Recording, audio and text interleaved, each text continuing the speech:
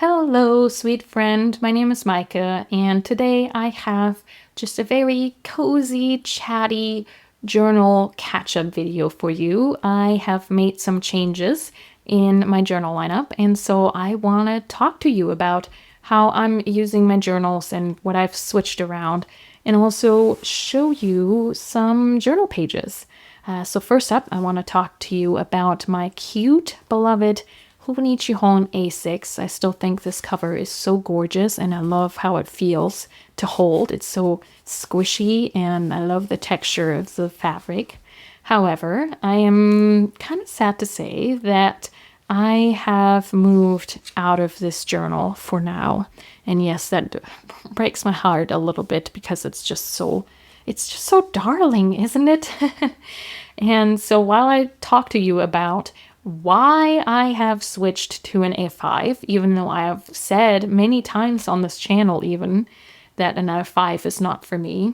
So while I talk to you through my thought process there, I figured we could at least flip through some of these June pages in the A6, even though there aren't many, I'm sad to say. And not that I feel like I have to justify switching journals, but I get a lot of insight even about my own journal process or own journal lineup when I hear other people talk about why they have switched notebooks and how they thought about what fits their needs. So I'm hoping that maybe this is helpful for someone.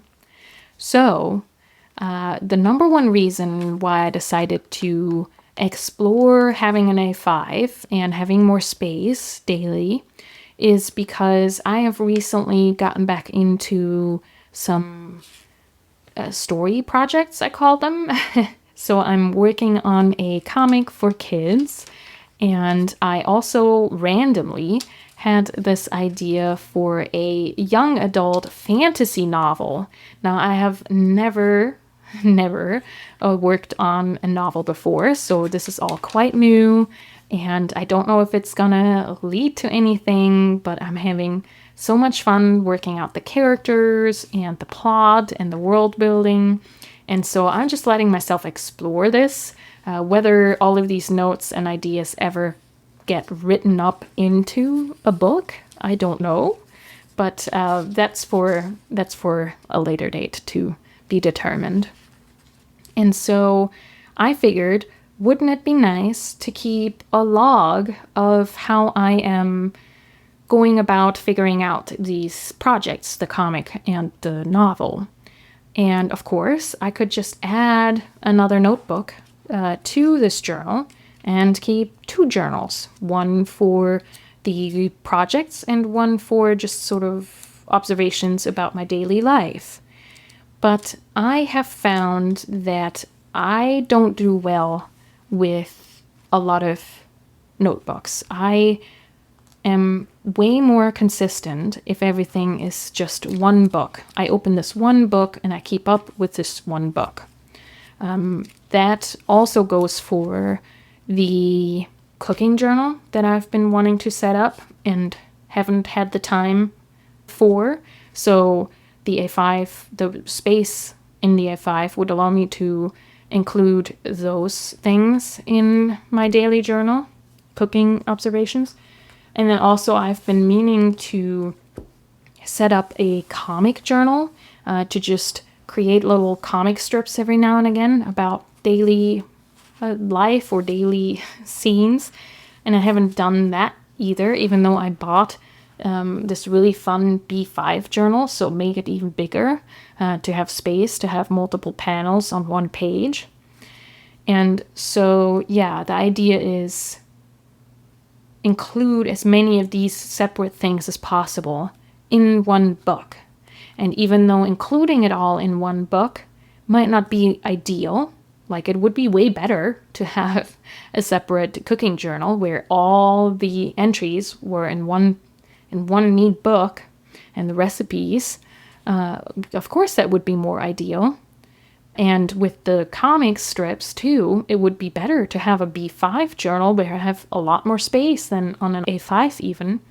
Of course that would be better, but I have found that I'll take not ideal over not at all. I'd rather have to compromise on being able to find certain entries or having even more space over not doing these things at all. And so then I was like, okay, I want to try the A5. I'm a little hesitant to spend money if I'm unsure about this. So first what I did was I grabbed this A5 Midori notebook that I have used and tried things in for, I don't know, 2 years. And so I sort of estimated where the little things were, like the date and where the margins was, or the column. What do you call them? Yeah, column there. So yeah, tried that out and really just had some fun with it and really liked it. And even tried out drawing out this little comic to see if that even fit in there, and thought that was quite okay. So just these pencil sketches. This is about how we recently moved, and I loved the view out of my office window in our old house.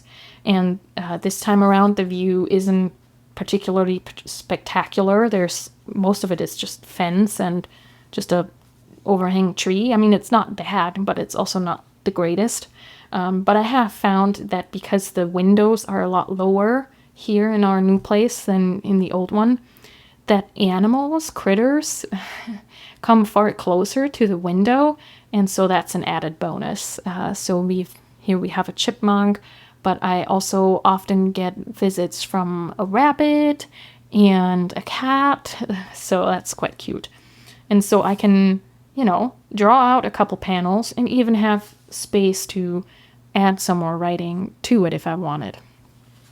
So that really convinced me that maybe A5 is for me. And that was the second biggest reason to switch to an A5 now, is that I realized getting the second half of the Avec secondhand was the cheapest way to try out a Hobonichi A5. And so there was a little bit of a time sensitivity, or a sort of like alignment of, I want to keep track of my creative process, and now is a good time to try this out. So yeah, here we are.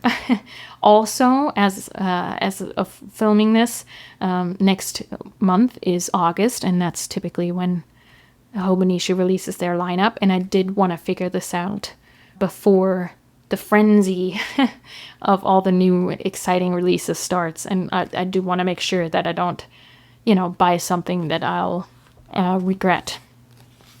So, spoiler alert, the first half of the book isn't particularly exciting. Haven't done anything with the cover yet, haven't done anything with these pages yet. I did include this cute illustration that I included a couple weeks ago in one of the Cat Collage Club printable collections. So I just thought that set the tone really well, just a cozy interior with this cat, taking a nap on the comfy chair. And then this overview here I'm using just to note down specific entries that I think I might want to revisit, like with the recipe, for example. Or here I noted down Watership Down because I wrote down some notes about having read that book. So, I'll just use it as a index or as a content overview, I guess. So yeah, not very exciting. And then the monthlies also pretty empty for now. I did make some pencil sketches of some things that were happening the first 3 days of this month. I don't know what it is this year, but I'm having a hard time committing to the monthlies, even though last year I had such a good time with these, here I can show you, these daily doodles. I don't know what it is this year, if I just need to set myself a better reminder of, drawing the daily doodles, or if I have to figure something else out to do with those pages. Not sure, but yeah, I haven't given up hope yet, but yeah, they look a little empty. Also empty are the weekly pages so far, and that was something that I did anticipate. That has also been one of the main reasons why I have shied away from the Hobonichi Cousin, because I always felt like I wouldn't know what to do with the weekly pages.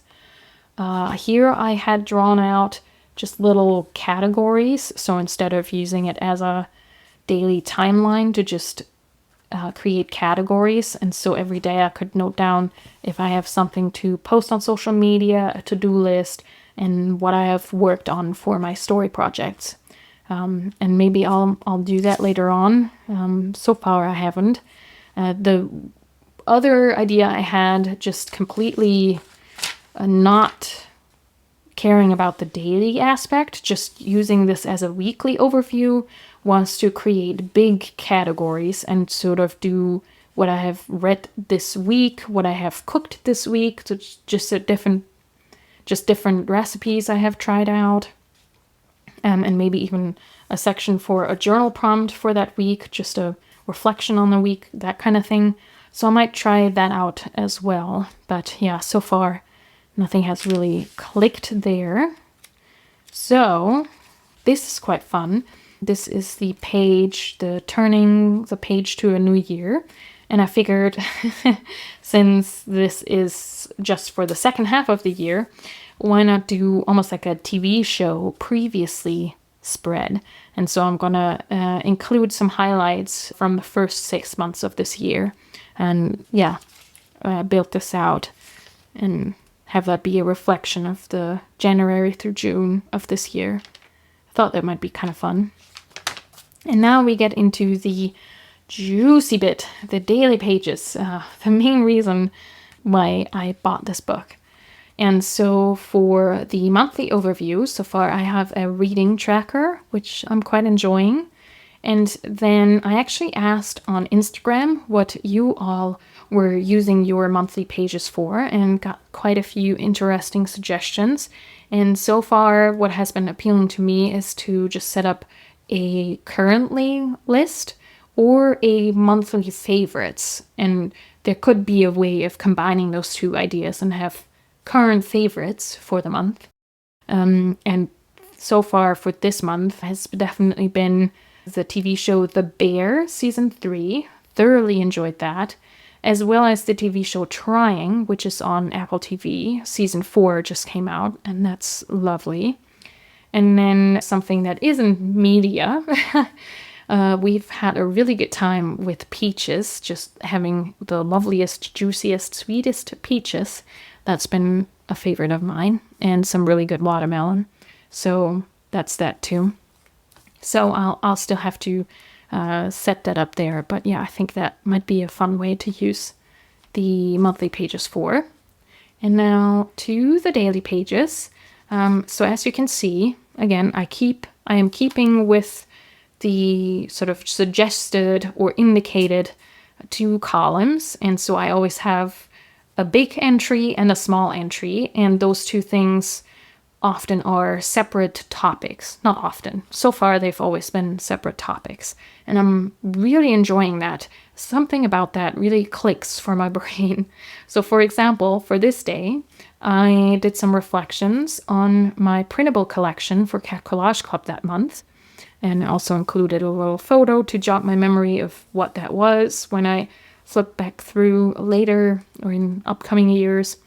And then I also included this journal entry about going on a hike in my favorite nature preserve, which was really lovely that day. I saw a deer with their baby, so that was really special and fun. And so here we have, again, just a journal entry, but then I also put in a note of a recipe that I have tried. I meant to try this for a while and finally did, and it wasn't quite what I expected it to be, to be honest. It was this butter, lettuce, and buttermilk salad. And so yeah, I didn't include the full recipe because I don't think I'm gonna make that again, but I included that here that I did try it out finally. And again, here just reflections on my creative process. I was doubting certain aspects of where the story was going, and I was thinking I was gonna try a whole different approach, so did that here. But then this section here is just about the day itself. Here, this page is entirely dedicated to Watership Down, the book that I thoroughly enjoyed. I have been trying to catch up on some children's classics that I've never read, and so Watership Down was top of the list there. And yeah, just really, really loved it. And then this edition is quite fun because it has a introduction by Madeline Miller, who as an author I really enjoy as well, and I even copied parts of her introduction here because I enjoyed that so much.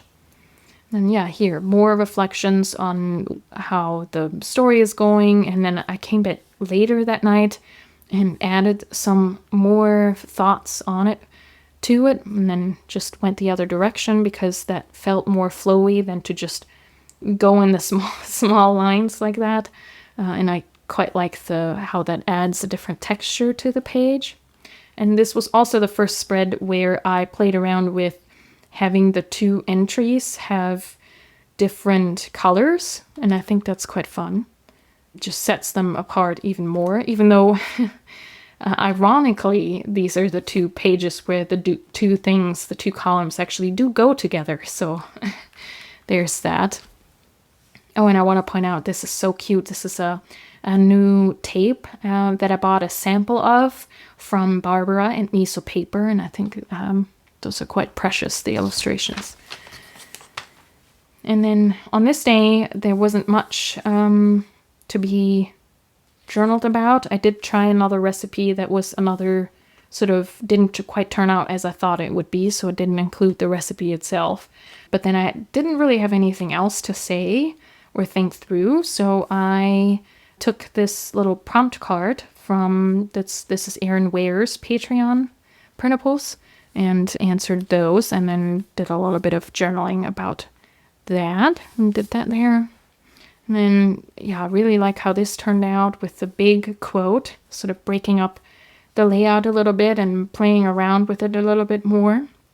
We were listening to a Sam Cooke album, and so I thought that would be quite nice. And then again here, a little recipe, and this one did turn out really good, so I included that in the in that little overview there, so I can easily find that again.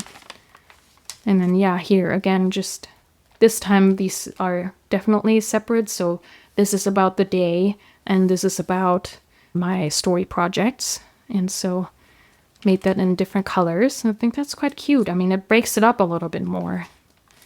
And I just happened to have colors that went together. That was quite fun. I have been really enjoying writing with the Zebra Sarasa clip. I don't know. Just have been really enjoying that. So that's what this is. This is the gray, even though I think that gray has quite a bit of blue in it, which is quite nice.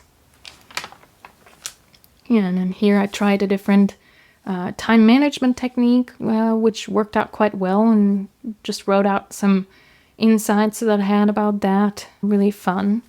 And then if you are a member of Cat Collage Club, or if you have seen one of the recent collection walkthrough videos, you might remember this dog.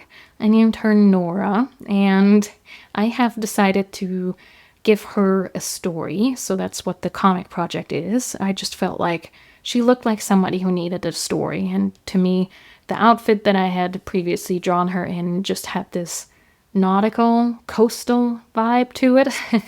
And so the story will have a coastal setting, and so I wanted to just make a little image just to make it more real for myself.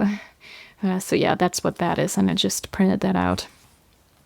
Here we have an empty page, which is fine. I think I'm gonna use this to journal about another book that I recently finished. I read Graceling. If you've read that, let me know and how you liked it. So I'm gonna include some notes about that here. And then here we have another blank page, which I'm probably gonna use for a journal prompt, I'm thinking. So yeah, that's that. And then this is quite cute. We watched the new Jim Henson documentary, Idea Man, and so I drew out a little cartoony version of Jim Henson.